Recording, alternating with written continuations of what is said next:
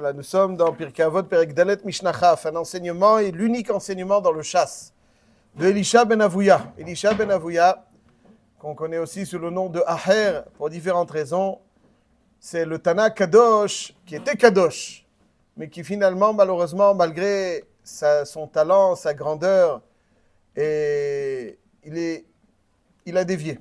Il a dévié alors que c'était le maître de Rabbi Meir. Donc c'était un Tana Kadosh qui finalement a dévié, comme pour nous enseigner que quelqu'un ne peut jamais se sentir invulnérable. Il n'y a rien de plus vulnérable qu'un homme qui se sent invulnérable. Et donc Elisha ben Avouya a laissé donc un enseignement dans le Pirkei Avot. C'est pas dans le Chat, il n'y a pas d'enseignement de Elisha ben Avouya, mais il y a un enseignement en Pirkei Avot. Et on y revient donc à Elisha ben Avouya. Pourquoi Dafka correspond à cet enseignement? Elisha ben Avouya avait l'habitude de dire la chose suivante: Alomed yeled lema udomé. Quelqu'un qui enseigne à un enfant, il ressemble à quoi? L'idiot ktuva al niyar chadash. Lorsqu'on écrit donc avec sur une feuille toute neuve, l'encre s'imprègne correctement, il y a une adhésion parfaite de l'encre à son support, à la feuille, et donc ça reste durable. Valomed zaken le maoudomé. Par contre, celui qui enseigne, qui commence à apprendre, qui enseigne dans ses vieux jours. Alors Rabbi Akiva, Bémet, lui, il s'est considéré comme un cœur de pierre, le goutte à goutte, c'est-à-dire c'est l'acharnement. L'acharnement. Mais pas tout le monde est capable, comme Rabbi Akiva, d'acharnement, du goutte à goutte. C'était un cœur de pierre, il y considérait. Alors c'est du goutte à goutte. Mais quand on enseigne à un enfant, alors c'est comme si on écrivait sur une feuille neuve. Ouais, je dis toujours le pshat et que, par contre, Valomet zaken le maoudomé, mais quand on enseigne à une personne qui est beaucoup plus âgée, alors c'est maintenant qui reprend l'idiot ktuval niyar machouk. C'est une feuille qui a déjà été, on a déjà écrit des choses, on a dû effacer, tu dois effacer, ensuite écrire. Quand tu effaces, ensuite tu écris, c'est pas seulement flou, c'est le support, il est beaucoup plus fragile. Comment il a dit ça Elisha ben Avouya.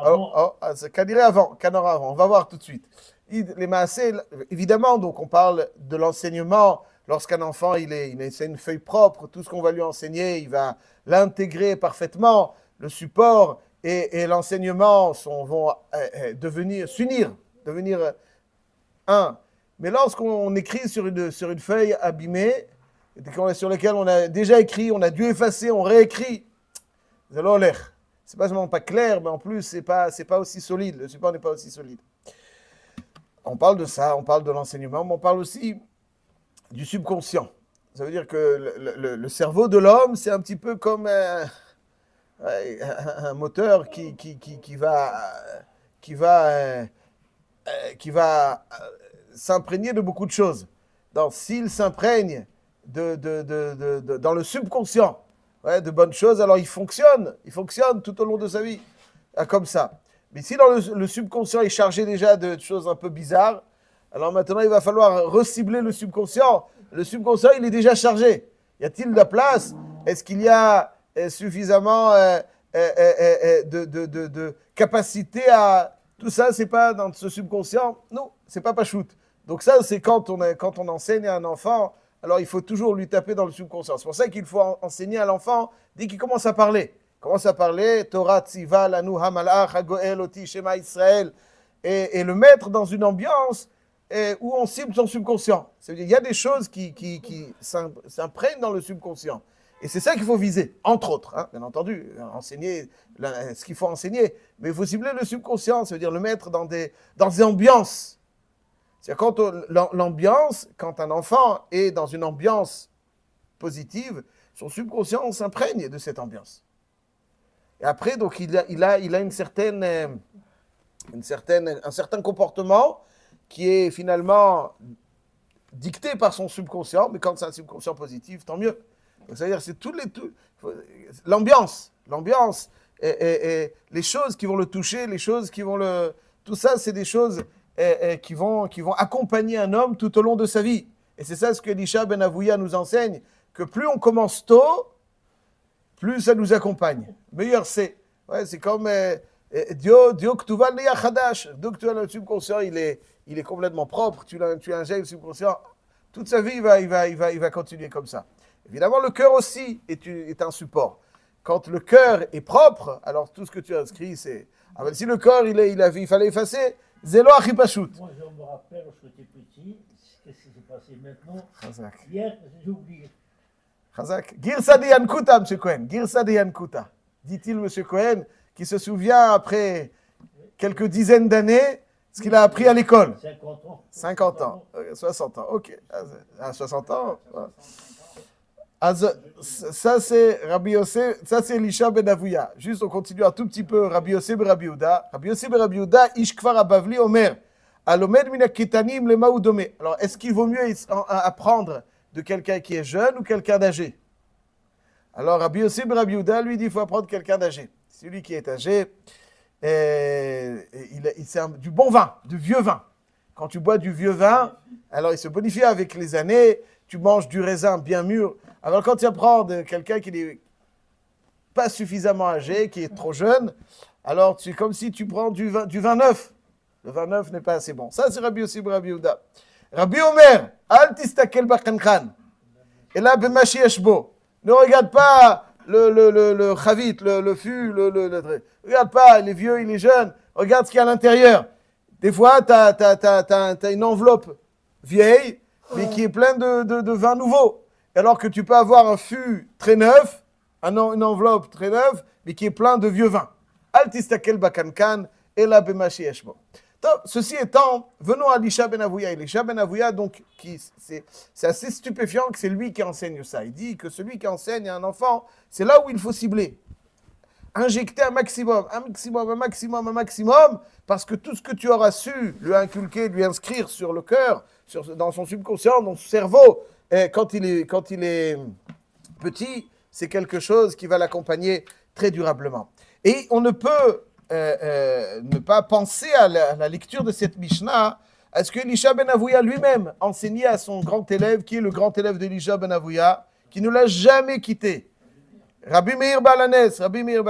Le Talmud Yerushalmi, dans le traité Chagiga, Perek Sheni Halacha Aleph, nous raconte qu'un jour, Rabbi Meir Avayativ Darash Bebet Midrasha de Tveria. Rabbi Meir habitait à Tveria et il était fait une dracha dans le Bet Midrash de Tveria.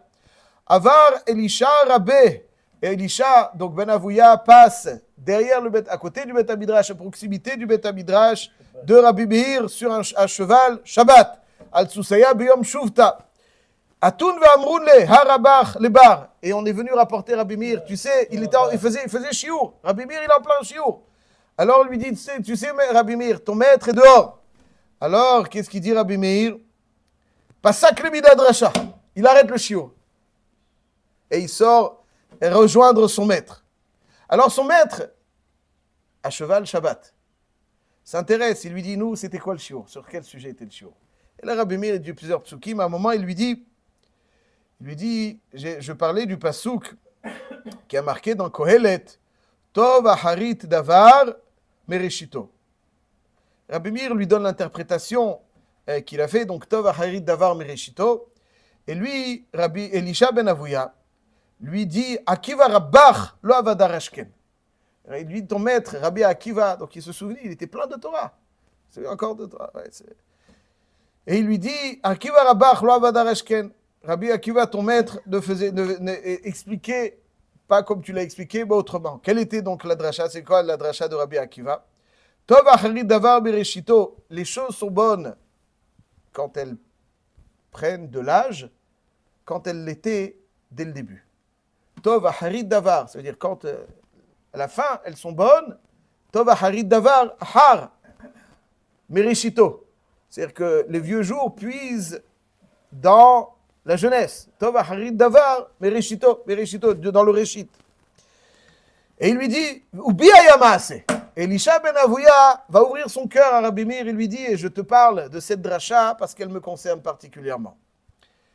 Avouya Abba, Migdole Yerushalayim Aya. Mon père, Avouya, dit Elisha, ben Avouya, il faisait partie des nobles de Yerushalayim. Biyom Sheba le Mohaleni, le jour de ma Brit Mila, dit-il, Kara lechol Gdole Yerushalayim. Il y avait tous les Gdolim de Yerushalayim, comme ça c'est Elisha ben Avouya qui raconte Rabbi Meir.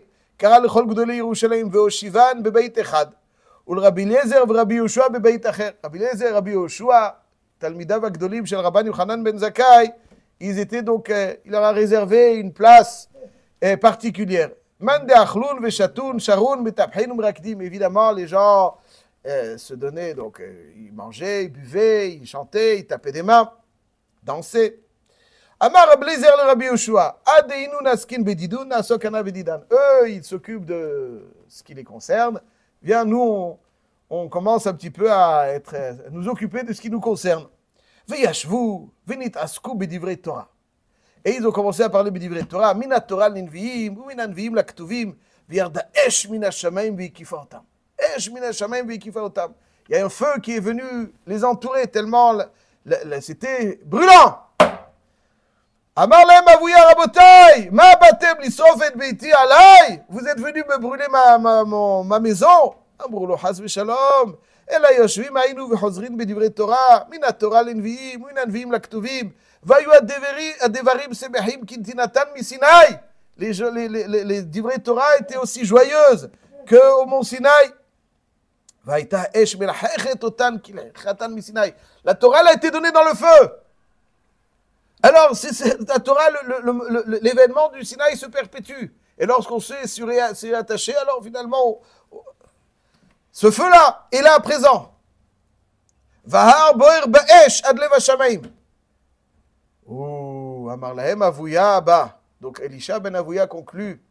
Mon père Avuya leur a dit, Rabotai, im kachi korah shel Torah. C'est ce point la force de la Torah. Im nitkayem li ben azeh, si cet enfant vit, le Torah ni mafrisho. Je le consacre à la Torah. Fin de l'histoire. Conclut Elisha ben Avuya. Le fils shelo haïta kavanato leshem shamaim. Lui, il voulait kavanato lo haïta leshem shamaim. Le père. C'est pour ça que les divrei Torah ne sont pas inscrits durablement. Il manquait de pureté au début. Donc, Davka Elisha ben Avuya, qui est celui qui finalement a parfaitement conscience de cela. Alors, ce qui s'est passé, c'est Tov Acharit Davar Merishito. Ça veut dire, lui, il dit que Tov Acharit Davar Mereshito. Et donc, c'est ça qu'il dit. On voit ici, c'est ça qu'il dit. Il dit dans cette Mishnah, Amelamed Yeled, Lema Udome, les Kotev Bidyo al Neya Chadash. Donc, ça veut dire qu'il faut tout de suite, Tov Acharit Davar Mereshito. Tov Acharit Davar Mereshito. Il avait cette dracha constamment à l'esprit. Alors, ce qui se passe avec Elisha ben Avuya, c'est assez particulier. Ça veut dire qu'il y a même marqué que sa maman avait senti une odeur donc de viande de Avodazara. Ça va. Donc après le père, et ce qui aussi on observe bien, ce qu'on remarque, c'est que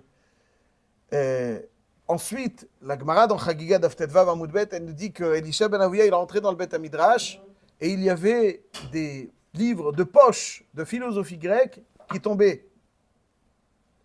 Ça veut dire qu'il avait une certaine tendance à la philosophie, à chercher, à creuser. Mais finalement, il y a une pureté. De la Emouna, il y a une pureté. Ouais, il y a une pureté. Alors, quand les choses ne sont pas pures, alors ça perturbe. Et des gens qui consomment de la viande non cachère, ils ont des questions. Comment ça peut être autrement, presque, pourrait-on dire. Si tu étais complètement sale, avec la viande non cachère, venu tam tembam, il n'y a rien qui détruit la conscience juive plus que cela, c'est normal. Alors finalement, elle a ressenti ça. Donc le Bereshito, c'était pas. Donc il avait des questions, etc., qu'il consultait la philosophie grecque, il n'était pas clair, il n'était pas net, il n'était pas. Ouais, les gens aussi croient des fois qu'on peut lire n'importe quoi. Bon, ça va. Non. Ce qu'on lit, c'est ce qu'on lit, ça nous reste. Ça, Elisha ben Avuya, finalement, ça. Et attention, il y a marqué dans l'Yerushalmi que Arba nichnesu la pardes, et il y en a. Comment c'est qui les 4 qui sont rentrés dans le pardes? Ça veut dire, c'est ce que le pardes, ça veut dire qu'il avait accès à des secrets immenses de Kabbale. Les deux, les quatre autres, voilà. Et Rabbi Akiva, et Ben Azai, Ben Zoma et Aher. Et dit que Ben Zoma, Ben Azai, Etzitz, Venifga, Alava Katouver, etc. Il faut expliquer tout ça. Ben Zoma, Etzitz, Soumet. Et Aher, Etzitz, Kitzet, Ben Itiot. Donc ça veut dire que le fait d'avoir vu ça, ça a été Bilbel Auto. Ça veut dire qu'il avait des questions. Et finalement, ce qu'il a vu, ça marche. Il n'a pas bien saisi. Rabbi Akiva, Ichnas Beshalom, Viatza Beshalom. Donc on voit que ça veut dire que c'était pas clair. Il manquait la pureté. La pureté. Cette pureté, elle vient donc quelqu'un qui a besoin d'étudier la philosophie grecque, il se souille, il s'abîme, il se détériore avec tout. Il manquait cette pureté. Ça, c'est finalement ce qui a. Mais il était parfaitement conscient qu'il y a eu un problème au début. Et j'aime toujours lire cette partie du Yerushalmi ensuite, qui nous raconte donc il y a plusieurs dialogues entre le maître et son élève, bien connu. Je choisis juste dans ce Talmud Yerushalmi, cette Chagiga Perikbet Alacha Aleph, et il dit comme ça un jour, la Achar Yamim, donc après certain temps, Hala Elisha. Malheureusement, Elisha ben Avuya tombe malade. Atun v'amrun Rabbi Meir. On est venu rapporter à Rabbi Meir, Harabach Ba'ish, ton maître est mal en point. Azal Baem Evekarte, Vashkeche Ba'ish. Il est parti donc lui rendre visite, effectivement, il l'a vu très mal en point. Et là, Rabbi Meir tente une nouvelle fois de faire tchouva à son maître. Il lui dit à Marley, Let Atre Hazarbach, tu ne veux pas, maître, faire tchouva. À Marley, Ve'in Chazrin Mitkablin. Il lui dit, si je fais tchouva, maintenant on m'accepte, quoi. C'est maintenant, c'est les derniers instants. C'est les instants, quoi. Pour faire tchouva, il y a le choix, c'est une grande mala. À Marley, Rabbi Meir lui répond, Velo ken ktiv, il y a marqué dans Teilim, Tashev enosh ad daka. Hachem peut faire revenir un homme ad daka, ad dichducha shel nefesh. C'est-à-dire même dans l'état le plus critique. Oui, on accepte la tchouva, mais kablin. Be'ota sha'a bacha Elisha veniftar umet. À ce moment-là, dès que Rabbi Meir lui a dit ça, Elisha ben Avuya s'est mis à pleurer. Et il a rendu l'âme. Vaya Rabbi Meir sameach belibo. Et Rabbi Meir était Va'amar domé shemitoch tchouva niftar Rabbi. J'ai l'impression que c'est en faisant tchouva qu'il a rendu l'âme. Min de kavrune yarda esh min hashamaim. Et lorsqu'on l'a enterré, il y a un feu qui descend du ciel, vesarfa et kivro. Et il y avait qui brûlait, il y avait quelque chose. Atun ve'amrun le Rabbi. Rabbi, il est toujours là, il lâche pas son maître. On va voir. Atun ve'amrun le Rabbi. Akavre de braba chaykad. Le kever de ton maître, il se passe quelque chose là-bas. Nafak be'em evakarte vashke chaykad. Donc il a rendu visite, il voit effectivement il se passe quelque chose. Ma'avad. Nasav goulte ou parsé il avait. Il a enlevé son vêtement et il l'a posé sur le kever de Elisha ben Avuya. Amar lini alayla lini baolam hazeh shedomelala va baboker ze olam haba shikolo boker. Im igalech tov, igal tov. C'est-à-dire si Hachem te délivre, Akadosh Baruch Hu shehu tov, ve'im lo yachpot. Si Hachem ne veut pas, il dit une phrase, il dit moi je m'occuperai, je m'en occuperai. Et puis ça s'est calmé. Rabbi Meir, il a sorti son maître de Amoun le Rabbi Meir. Et après il dit quoi? On dit à Rabbi Meir, si on te proposera dans le monde futur, dans le monde à qui tu veux rendre visite, à ton père ou à ton maître? Amarlon, Anna mikrav le Rabbi Kodamai, ou Batarken Leaba. D'abord, j'irai rendre visite à mon maître, je le sortirai, je le libérerai, et après ça, vous vous rendez compte, l'élève Rabbi Meir, il lâche pas son maître, il lâche pas son maître, il lâche pas son maître. Après qu'il est devenu ce qu'il est devenu, ils l'ont tous lâché. Rabbi Meir, c'est celui il n'a pas lâché jusqu'au bout alors qu'il était ce qu'il était. Alors Rabbi Meir, il se bat pour Elisha ben Avuya. Il leur dit, et je conclurai là-dessus, ils lui disent, ouais, toi tu vas... Alors il dit qu'il souhaite, après 120 ans, aller tirer Elisha ben Avuya de là où il se trouve. Il dit, ouais, c'est lui. avec Rabbi Meir Balanes. Alors il lui dit, tu crois, alors il y en a qui lui demande, il dit, Veshamein lach, est-ce que tu penses que tu auras des arguments convaincants? Hachem. Il leur dit, Veloken taninan matzilin tik ha-sefer iba sefer, tik tfilin ima tfilin, matzilin le Elisha acher bizchut torato. De la même manière qu'on préserve tout ce qui est Shabbat, on peut sortir le tik, le Sefer Torah, mais avec son tik. Avec son tik. Ça veut dire que ce qui enveloppe le Sefer Torah a une Kedusha. Ils disent, mon maître, grâce à sa Torah, je saurais le sortir. Parce que même si finalement il a fait ce qu'il a fait, Aval al-Kol Panim, il avait encore cette Torah, il sait le sortir. Ça, c'est donc Elisha ben Avouya, et on voit comment l'expression de quelque chose qui le touchait au plus profondément. Plus profondément, il accepte qu'il a déliré. Ouais, il accepte avoir failli. Mais il attribue cela parce que ses débuts n'étaient pas suffisamment purs. Et là, Rabbi Meir, grâce à cette Torah qui va l'accompagner finalement, va le sauver comme il dit qu'il le fera. Zak ou Baruch.